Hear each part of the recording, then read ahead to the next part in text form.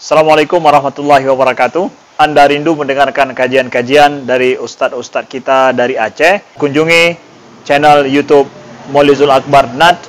Subscribe, like, share, komen.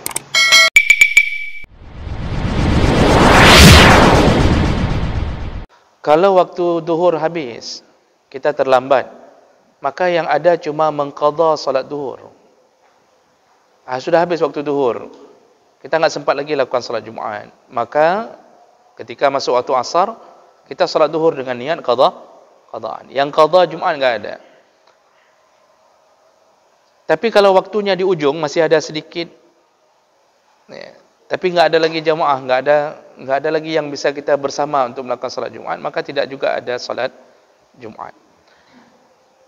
Nanti terbahas ke depan bagi yang masbuk di hari Jumaat.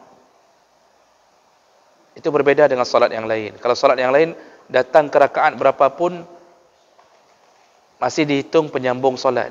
Mau datang rakaat keempat, asal dapat rukuk, dia dapat rakaat. Hari Jumaat berbeda, Pak. Salat Jumaat itu kalau tidak dapat rakaat kedua, iaitu dengan mendapatkan rukuk di rakaat kedua salat Jumaat, maka dia tidak dapat Jumaat.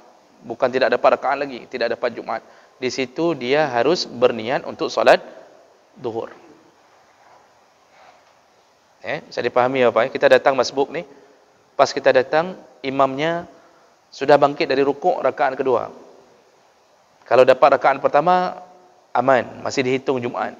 Tapi kita datang rakaat kedua, imamnya sudah bangkit dari rukuk, maka kita tidak dapat rakaat. Kita takbiratul ihram, niatnya apa? Enggak boleh lagi niat Jumaat, tapi niat duhur. Walaupun kita sambung salat itu. Jadi hukum salat Jumaat itu berbeda dengan salat yang lain. Begitu Bapak, ya. Jadi qadha salat duhur di waktu asar.